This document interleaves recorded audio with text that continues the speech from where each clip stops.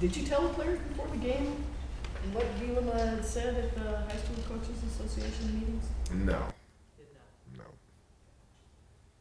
Do you want to talk about this today? Did you hear from any Texas high school coaches yesterday? I've moved on from it. You know, what was said, and we're getting ready for TCU. I don't want to belabor it, but I have a colleague who asked me to ask you something. Do you have any regrets? Are you glad you made your point? Have you talked to him? It just is what it is, really. You know, moved on to TCU. What's the biggest thing you're concerned with about the Hornets, about the Frogs? Yeah, everything. Their offense is as dynamic as I've seen when you talk about breaking down position by position. Very veteran offensive line, most dynamic player in the country at quarterback and NFL running back. You know, a couple NFL senior wide receivers, young guys that can make plays. So it is very, very troublesome on offense. And then defensively, I've always thought Gary Patterson's one of the top minds in the country. I know that they've had some injuries, but you watch the film and he has guys he can plug in that are making plays, and they're always in the right spot. They're always coached to do what they're supposed to do, and so he's got it rolling right along. Much like last week, how you were like the team doesn't forget exactly how that game went a year ago. Do you feel like there's that same sentiment going into facing TCU, considering the 82-point game last year? I would think so. And how does that give you an advantage as you prepare this week? Yeah, I don't know if it does or not. I just know as a former player, I never forgot any of the losses. When you guys went back and watched the film yesterday from last week, was there anything that stuck out to you that you didn't think about in person before? I didn't see Pat throw a block on running the option that he'll never do again. So that was about it. Coach, you said maybe after the game that you felt like last week, based on the film that you watched, that you felt like you were the better team. Did you communicate that to the players, and how do you do that when you see that on film like that? Yeah, that's something I'd like to keep in-house, but I just felt like the progression I'd seen us make from week 1 to week 2 and the other team make from week 1 to week 2, I felt like we were the better team. Confidence certainly seems to be in your favor. How do you try and keep that fomented? Just have to keep working harder. Once you get a conference player, the ante goes up, and have to work that much harder, have to prepare that much better. And so I think the only way to remain confident is to know you've done everything in your power during the week to prepare you for that game. And so that's what we'll try to focus on this week. Coach, through 3 games, y'all have now outscored opponents 41-3. What do you attribute maybe halftime adjustments to some of that success in the third quarter specifically? I'm not sure. It's been a big emphasis. I've talked about it a lot, but we had a bunch of leads last year and never were able to build on that. And so we talked about over and over finishing and being a second-half team, and hopefully that continues. But they played well coming out of halftime. Are you making a concerted effort to get Reggie the ball? It seems like some of these plays, the reverse against UTEP, the fake screen and go, and then obviously the Jakeem pass. Is that something you're trying to do to raise his confidence? Or no, really just kind of how it worked out. He happened to be in that Z position where the ball was going. And he's done a good job of, when he's had his opportunities, for the most part, take advantage of them. So Cantrell, you would probably run, just hypothetically, or some of the other guys at that position, you would run the similar plays? Yes, similar. Cantrell's not going to get any reverses, right, but he'll go up and get it for you. Speaking of, what's his status this week? Day to day. On that last I'm drive, sorry, is it still on Dylan? Is it still back? Yes. Has he had any setbacks? No setbacks, just trying to get him right as Because fast. initially it seemed like it was sort of like a 1 week thing. No doubt. So it's lingered a little bit. on that very last drive of the game, if it was earlier in the game, do you think third, fourth, and short, whenever you're right there at the goal line, do you think you all would have thought about going for it instead of kicking it, or was that just a kick easy all the way? Just thought about it. We would have been more aggressive in the play calling throughout that scenario down there. Feeling good about the progress the team is making just overall from week 1 to week 2 to week 3? I am. It's been a steady progress, and competition obviously went up quite a bit last week, but the clean play is what I've been most impressed by. We had more turnovers last week than I would have liked, but the penalties were way down, and to play with that much effort throughout the game in a very physical game, to have that few penalties is saying something. With the performance that the defense put in this past weekend, how much confidence does that give you going into conference play? They're going to see a whole other beast this week with what TCU does and the dynamic athletes they have. So it's really apples and oranges. DeAndre Washington, he has the most rushing yards of any running back in the baseball so far this season. So what's that say to, while he hasn't had a ton of carries, just the effectiveness when he does the ball? Yeah, it says that I need to do a better job getting him the ball. I think we didn't have a lot of plays last week. I think 58, but we averaged over 8 yards a play, which is a good number. But I have to find ways to get him more touches because he is dynamic, and when he gets going, it seems to really spur on our entire team.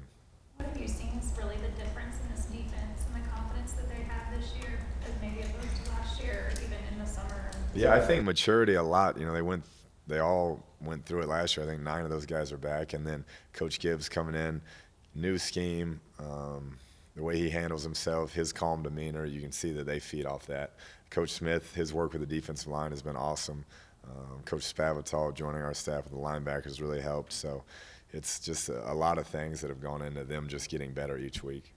8 turnovers through the first 3 games. That's a huge improvement. It is. That's what we got to do in this league. People are going to score. They're going to get their yards. You better be able to turn them over at times and slow them down in the red zone. Were you unsure going into the game how your guys would respond to the first hostile road environment, or did you think they had the right type of attitude? I felt good about it. Like I said, there's a lot of them that have been on some road contests before, and so they seemed to embrace it. And it was a great atmosphere. It was a beautiful night, and so they I thought, took advantage of the opportunity. Coach, you seem to be a little more involved defensively, maybe just from even an encouraging aspect. Is that a change that you've made over the last couple of years, or is that just perception? Yeah, I think, you know, as you get better at being a head coach, you try to get more involved in each phase. And, you know, they got it handled over there. I'm not doing anything schematically, just trying to cheer them on. Kliff, the fact that each of the 3 games you've taken down the field and scored on the first series, and looked sharp right out of the box, to what do you attribute that? Is that the quarterback, or who do you think is most responsible for that? You know, that entire unit, just to come out. We talk about starting fast all the time, and to come out and execute at a high level, don't have the nerves, don't be jittery.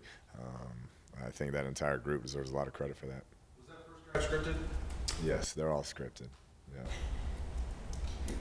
Castor talks a lot about Mahomes having ice water in his veins. Could you talk a little bit about how cool he is in terms of game time command? Yeah, he is. He's very unflappable. I mean, you try and get something out of him, it's just all yes sir, no sir, and like it's practice. And he loves the spotlight. He loves being out there, and so it makes it fun to watch. Coach, the last few weeks you've talked about week-to-week improvements. How do you go about in practice? How do you go about making sure or keeping that at the forefront of what you guys are trying to do? Yeah, just got to keep people focused. You know, you can't rest on your laurels about winning a road game. You got to know what's coming this week, continue to get better, and know that the competition is going to step up that much more this week and approach it that way.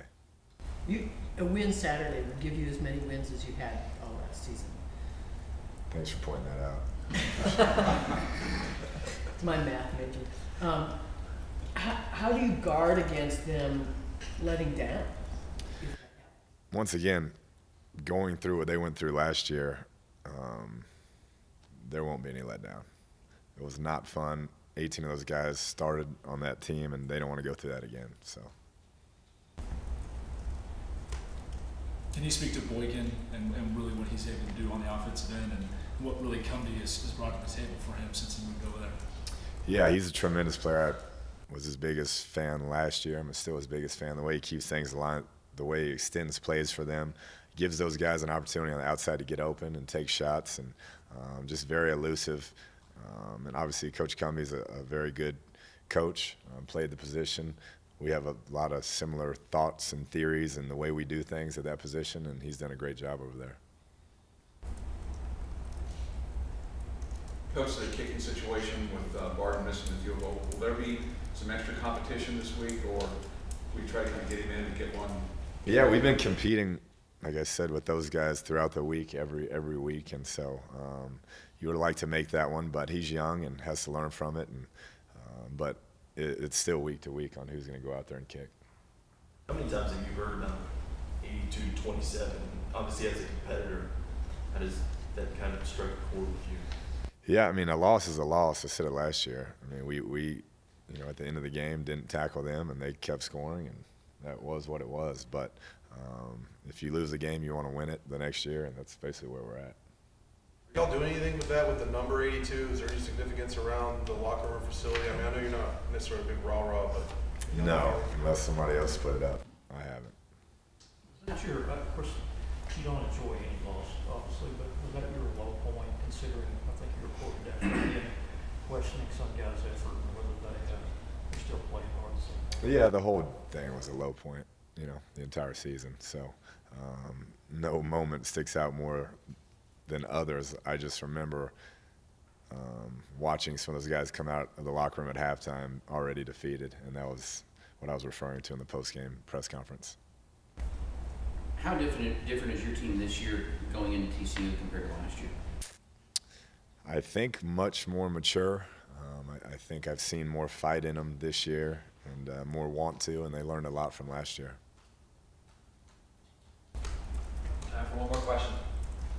If on guys like Cantrell and Nigel Bethel who have not played yet, is redshirting either of those guys a possibility? And if so, at what point or week would that become a consideration? It is. It's a great question. We're still working through that. We don't know what week would be the cutoff, but if neither one progressed like we'd like to, that'll definitely come into consideration.